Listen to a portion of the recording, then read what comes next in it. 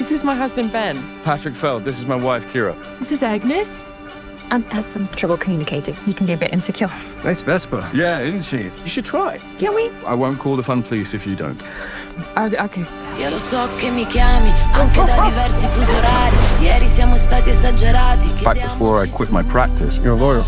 Doctor, listen, you have to come and visit. Yeah, that'd be great. Yeah? Yeah. Done. It's so quiet around here. Don't even have any neighbors. Hey, you made it! Welcome. Ta-da! You are VIP guests. Just to remind you, I'm a vegetarian. Our gift to you. That is so... Louise, doctor's orders. Very good. Settle in. I promise you guys, it could be a great weekend. How long's it been? 17 years. 17 years. Wow. You get less for murder.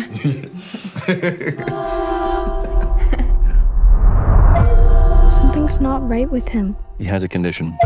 Makes it hard for him to communicate. Sometimes it's okay to think things, but you can't actually say them. Oh, no. Thank God there's a doctor in the house. I'm not a doctor. What? But didn't you say you were a doctor? Did I? Yeah. Look at their faces. Of course I'm a bloody doctor. Agnes, why don't you and Aunt show us the dance that you've been working on?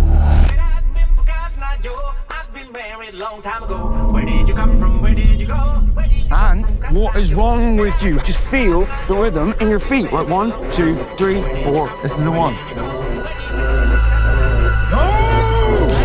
What is wrong with you? I want to pack up the car and I want to leave right now.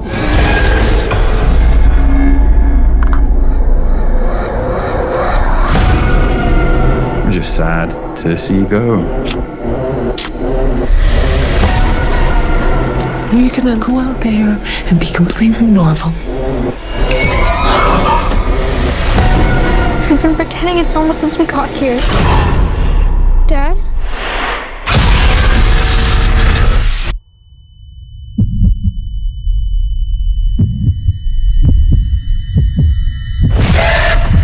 Remember that time you guys came to stay?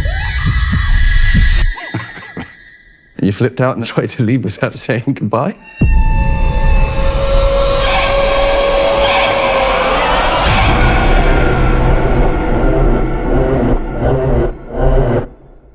Boom, there you go. That was the trailer for Speak No Evil, arriving in theaters on September 13th. I'm Kuya Peters, Nerds World of the World. Joining me to talk all things Speak No Evil is my pal from the movie review, Screen Comment, and Film Threat, Mr. Anthony Francis. How are you, sir?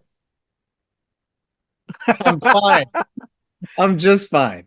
Awesome. I love that nod talk right about this. Yeah. Awesome. All right, sir. Well, we've got some things to talk about. Before we get into it, if you didn't know already, there was an European film, a Danish-Dutch film that they took for this version back in 2022 that is amazing. I can understand why Blumhouse Lionsgate wanted to adapt it for an American audience. We have a review for that film. Go check it out on the channel, as well as my man Anthony over there has his written reviews for that film. Go look at all of that and go see that film and understand why they wanted to adapt this film for an American audience. It's crazy. So we'll get into the cast, the crew for this latest version, and then we'll give you our thoughts as we do. Let's go. This film is first off written by Christian Topdrup and Maps Tadrup. Well, the original screenplay, again, adapted from the original version, but then retouched in this new version by James Watkins, who's also the director. But I love that he gave the nod that he based this film off the original film there. So James Watkins is your writer, director, and as well as Christian Topdrup and Maps Tadrup on the original screenplay. The film stars James McAvoy as Patty, Mackenzie Davis as Louise Dalton, Scoop McNairy as Ben Dalton, Eileen Franciosa as Ciara, and Alex West Leffler as Agnes Dalton, and Dan Huff as Ant. There's many more, and as well as the entire people behind the camera.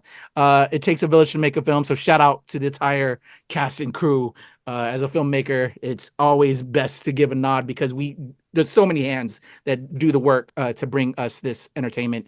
So mad love to them. So story, synopsis about this film without spoiling. Again, based on the original film, Speak No Evil, but Americanized a little bit. And I'll get to that in the review. This film does, if you have seen the original film, hit some of the same beats, which I appreciated. Some of the story is very similar, but they do twist it up towards the end and a little bit throughout to make it a little bit more of a newer film and its own unique version from James Watkins. But essentially, the base story is we have a family that are on vacation. They meet another family there, kind of quickly become friends in a way. That they exchange numbers after they leave from this vacation, with their life situation, with jobs and reality. They kind of need an escape. So they decide to, go visit this family at their farm estate that's out in the woods and just have a nice little weekend, if you will. But as things go, and as you probably saw from this trailer, things don't happen and things aren't always what they seem. And we learn a little bit more what that family is into, what they're about, and just how things aren't right. And there you go. I don't want to give any more away because if I do, it'll spoil. And myself, when I first saw the original film, and then when I saw this film, it helped with my enjoyment of the film, and I don't want to mess up anybody's enjoyment on this film. With that being said, let me toss it out over to Anthony. I gave you the breakdown on the cast and crew.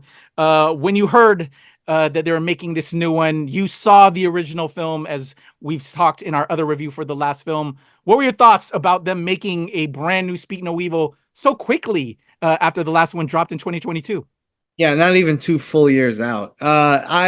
Look, everybody, I hate remakes. I don't hate remakes, but I always say, don't remake the ones that worked. Remake ones that should have worked, but were flawed here and there, or just didn't work at all. That's what a remake is for. I don't have any examples, unfortunately. No, I was a little, man, here we go, another Americanized remake, And I said at the time, they're going to sanitize the hell out of it. There was a time in the 70s, 80s, 90s, and even the early 2000s when well-received foreign films had a buzz, and a studio would buy the rights and they would distribute it in America, and they would be hits like Crouching Tiger, Hidden Dragon, Life is Beautiful. Those were monster hits in this country. They made a fortune, and they were subtitled and everybody was fine. But over the years, Hollywood and moviegoers have gotten scared of subtitled movies. So now they spend the money to buy them and hire a screenwriter to write it and change a little here and there. And that's the new norm.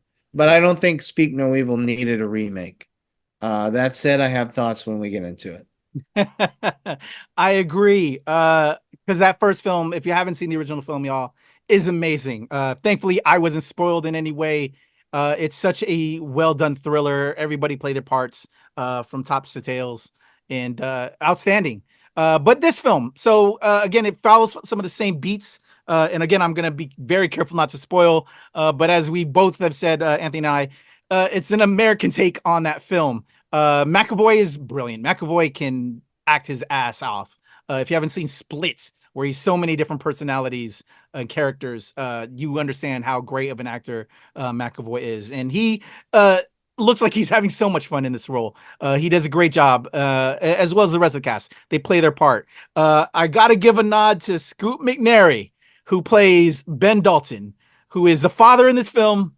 And if you saw our review, or if you haven't seen our review for the original film, again, that'll be up because we did that in time with this film as well.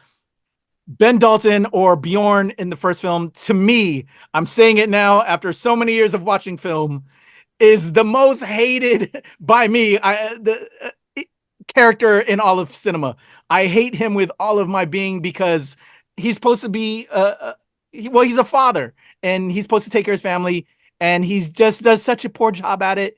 and I just hate him. And this is the kind of film that, like there's certain films that make you talk to the screen like, what are you doing? Stop, don't do that. This guy will trigger you to the extent that it makes you speak to the screen. And I don't like to do that. I don't want to interrupt for everybody else. I'm pretty sure at this latest screening, because of this one, that both Anthony and I were at, he probably heard me from down where he was sitting. I was yelling at the screen. I was so upset. Stop it. I hate this guy so much, but it's not to the fault of Scoot McNairy. Scoot McNairy acted his ass off. He did what the original film did, of that Bjorn, and shout out to that actor as well. The part is to just be this irresponsible, terrible dad, and they both did it so well that it just maddened me. And I just wanted to say that real quick because I've never been so mad at a character in my life. It still sits with me.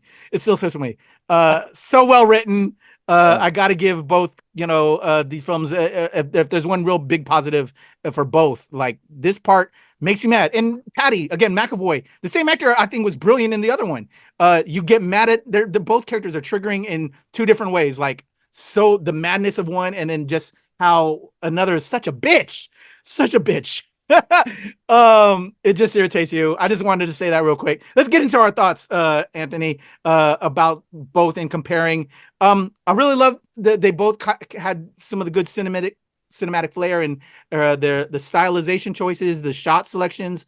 This one opens up in the car like the other one did. They're driving to the forest, to the cabin, or to it's actually because they're on the vacation part. But then there's like scenes where they put the child in the middle of the back mirror. I love that. What do you think of those certain touches before we like really get into the nitty gritty? And feel free to go ahead and get into it, Anthony, due to the time. I love that. I love those touches. I love that touch of the girl in the rear view, the child in the rear view. It pays off again later.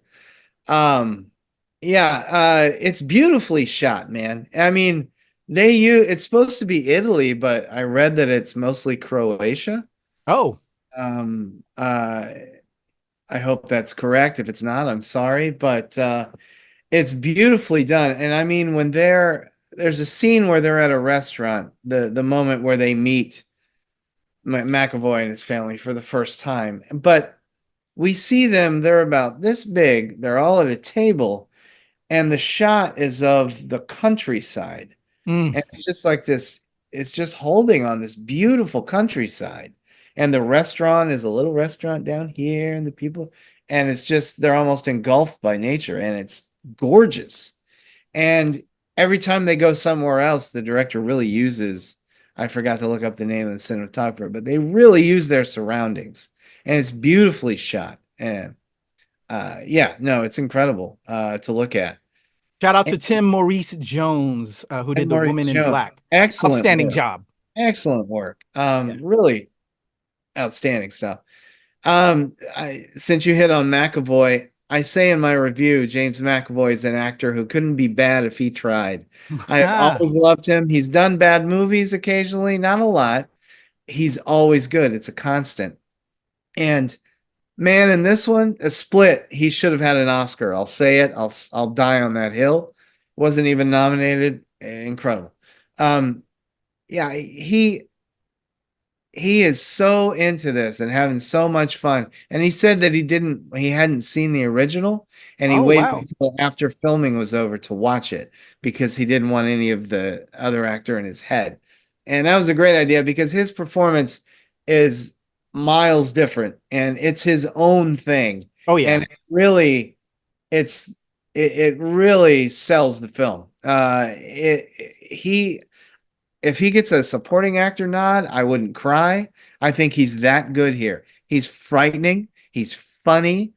He's just on the edge of complete madness at almost all times. He buffed up for the role. I like the dichotomy of Scoot McNairy, who is also excellent, and how he's and in the original film as well, he sees Patty as the manly man that he wants to be. He can't be. He just doesn't have it in him. And I think it's McAvoy's incredible. Mackenzie Davis is fantastic as well. you need a strong actress for the wife from McNair. Yeah. And they found it in Mackenzie Davis. She's wonderful. And some of what's great about her and what you said about how McNary's character, you just hate him because he won't do the right thing to get his family. She is always, when McAvoy and his wife are up to stuff or being inappropriate, Mackenzie Davis will shoot a look at McNary, and he just has this, he's a doormat. He's just like, his looks just says, I know, look, they'll be done. They don't mean anything, you know. And it's just incredibly frustrating in a positive way. Oh, yeah. And it starts the snowball of tension rolling, and so well. Yeah. So yeah, brilliantly shot, well acted. Let's get into the story. So again, based on the original, but again, we said it in our other review. Well, I said it, you know, it's an American version of the original. So they do some changes, and I think we also, well, we're curious as well how they were going to make, what those changes were going to be, and how risky were they willing to go or not go. And it was pasteurized. We'll say that, and you can take that however you guys want to take it. It's what they do. I'm trying to figure out how to talk stuff because we're also not going to spoil. We don't want to spoil the ending. No spoilers. But I'll just say this. Anthony and I didn't share our thoughts after we got out of the theater. So we're kind of like really now doing it here as of this recording. I enjoyed the film for what it was. For this version of what it was, I enjoyed it. I think because of the brilliance of the acting and the way it was shot, it had those elements that it brings up my feelings. But like any adaptation from Europe to, or just overseas to America, they didn't take those risks. You know, it tried to go beat for beat. It did in certain respects, but then there were so many changes that I'm like, ugh. The brilliance of the original Speak No Evil was for what that film was, and tension wise, and that ending, that to so abruptly change so many factors that made that it hurt. Well, as a fan, that because I enjoyed that first film, it just sucks, you know, that they aggressively changed it. And I'm trying to again be careful with my words, but what it did give was a payoff that. Again, I was frustrated with with the original one in regards to being annoyed with the character not fighting for the family. There's some fight back in this one. I'll just leave it at that. There's an American. We don't go down because we got to give a happy ending. We're gonna fight back. That a certain character really gets his chance to fight back, if you will. I'm gonna just give that notion. It made me happy in that regard, but still, the original film was so brilliant. It like we said, it didn't need to be touched to all the points Anthony said. No, unless it was going to do certain things, and it didn't do that. It basically gave us the original film, pasteurized, a good old American happy ending. But did I enjoy the film? Yes, and it was brilliant. It looked good. So. Yeah. How about you, Anthony? I'm trying to be careful again, and also watching time. I know. Man, it's hard. It's hard to talk about it. Yeah. It's not even out yet as of this recording. I enjoyed it. I enjoyed it for a long time. And look, here's what I'll say without saying anything.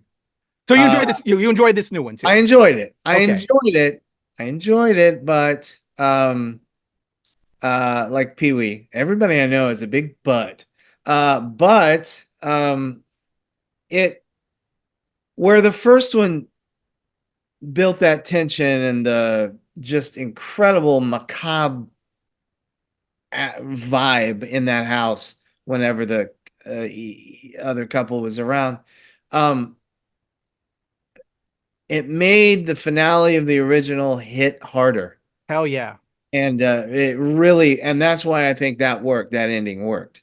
A lot of people don't.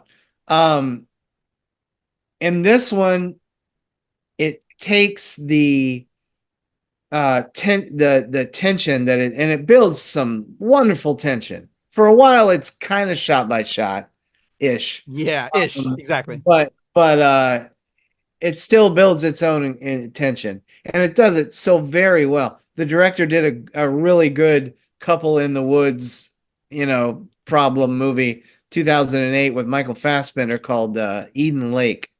I highly recommend people check that out. It's a really good one.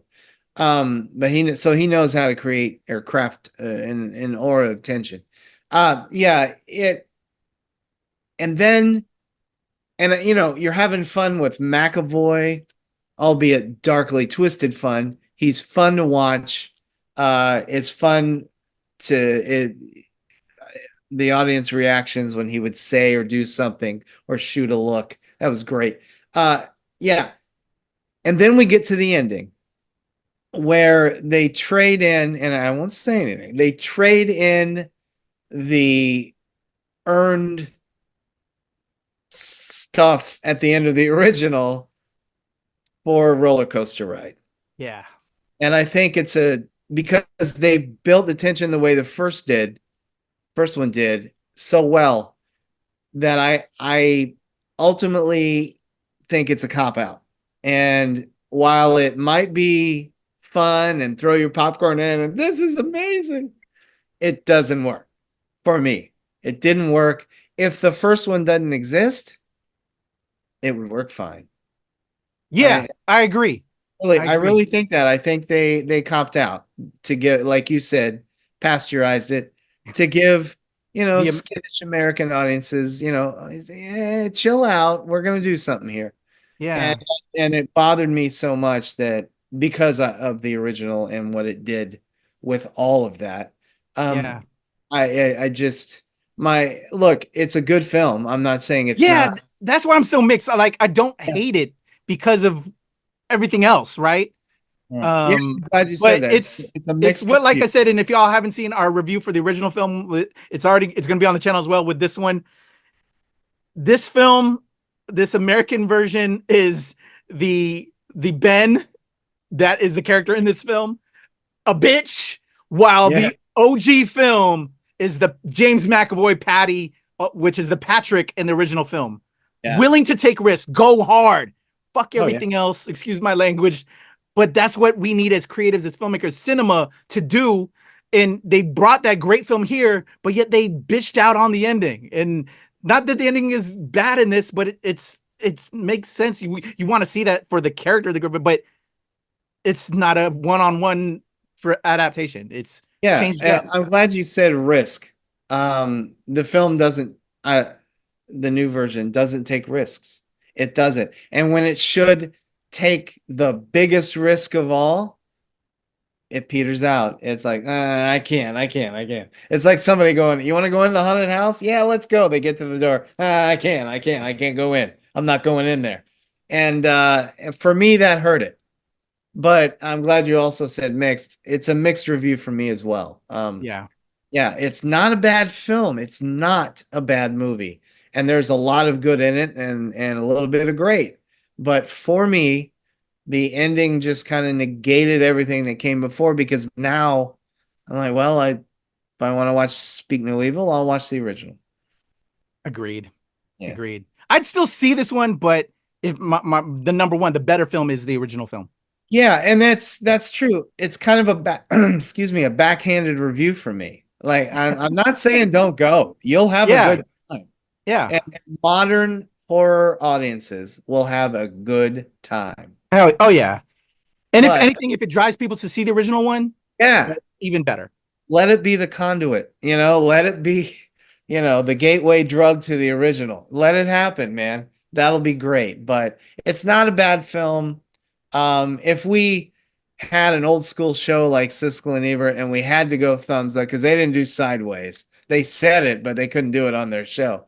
And I would have to go, I'll quote Ebert, marginal thumbs up, but I would have a hard time watching it again myself, because I know what's coming at the end. And but I'm telling you, I think modern horror audiences will eat this up. And look, you and I are part of the modern horror audience, but we've been around and we've seen what we've seen. We're like vets. We've seen some things, man.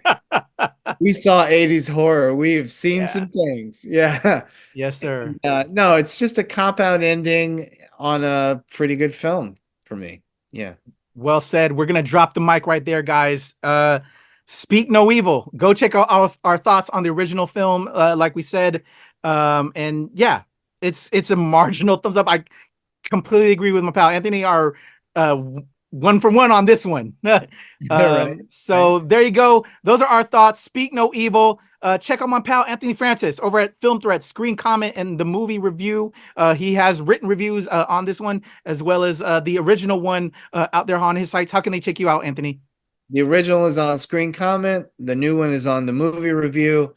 At the movie review on Instagram, Anthony Screen C, the number 1. That's my Screen Comment handle. On Twitter, X, whatever. And my reviews are flying on both the moviereview.com and screencomment.com. There you go. Show love to my pal Anthony Francis. Speak no evil. Speak it in the comments. Let's talk. If you want to go back in time, if you really love this one, let's talk about it in the comments. But you'll get a fight from me and Anthony. The original one is the better one. So there you go. Just our thoughts, but we're willing to talk about it. Let's go in the comments. Anthony Francis, your boy QP, nerds rule the world. Let's go in the comments now. Peace.